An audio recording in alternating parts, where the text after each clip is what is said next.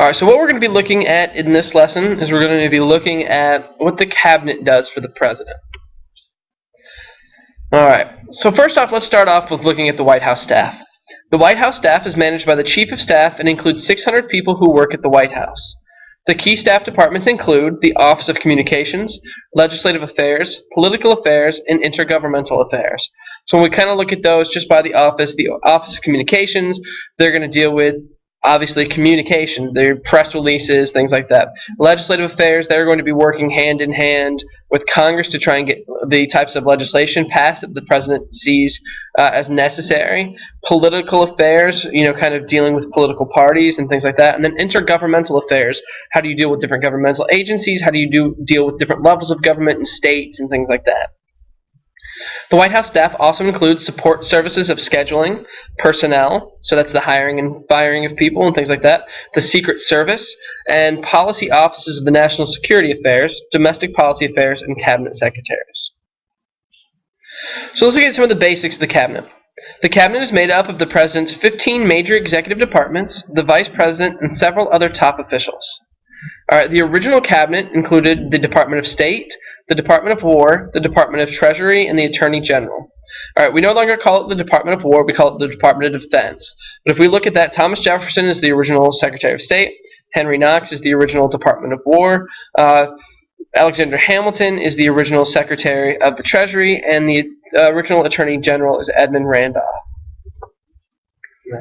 Presidents have to be really careful when they're choosing their cabinet members.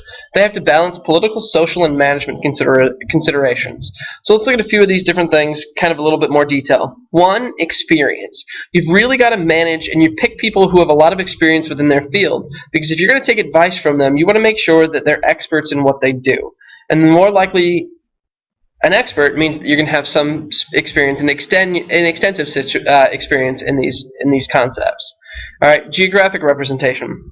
As people, we get really excited when we see that somebody from our hometown or somebody from our area is being successful, especially at a huge level. And we feel a sense of pride in that. It's a very psychological concept.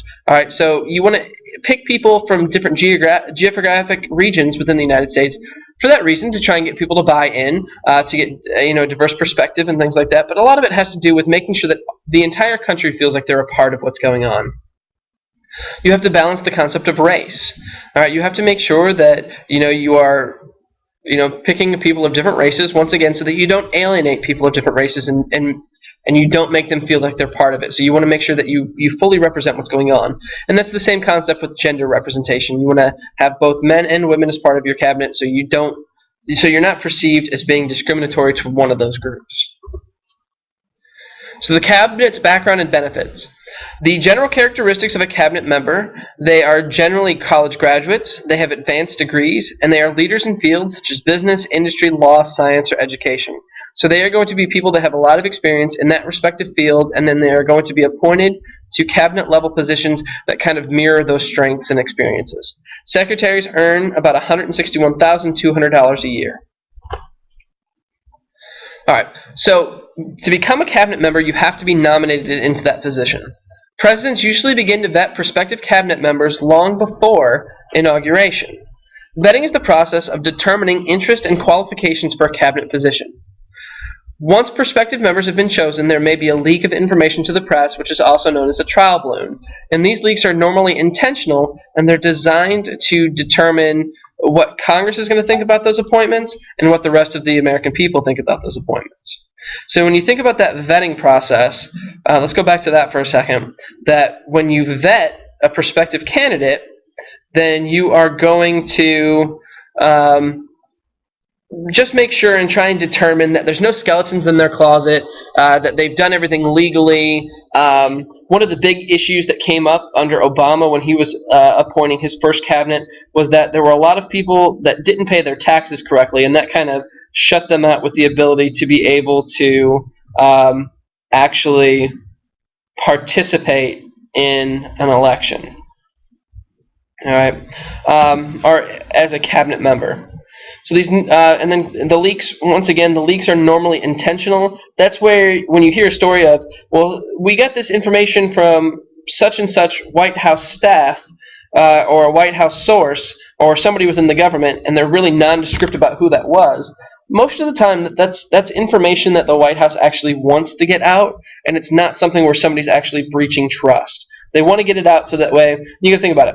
So if I put out a trial balloon, or I put out a leak that says I'm going to nominate Senator X to be my new Secretary of State, and the public starts to cry foul and they don't like it, or I find out from Congress that they're not going to approve that appointment, then when somebody asks me about it later on, I can go, you know what, they weren't even on the short list. They weren't even somebody that I was even considering.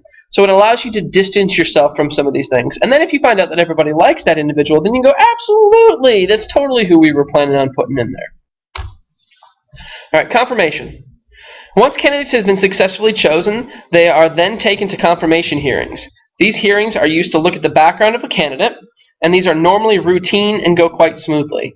Over 500 individuals have been secretaries. Only a handful have not been allowed to hold office after being nominated. So it's really just a job interview, and they go through, and the Senate asks you about a whole bunch of stuff, and they pretty much already know what the answers to those things are going to be, but they go through that process anyway. All right. The cabinet's role for each president is a little bit different. And really, there are only a few positions within the cabinet that really have true influence over the president. And those positions are what we refer to as the inner cabinet.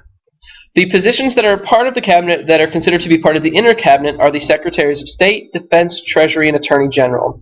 And if you notice that those were also the 4 original positions to the cabinet as well.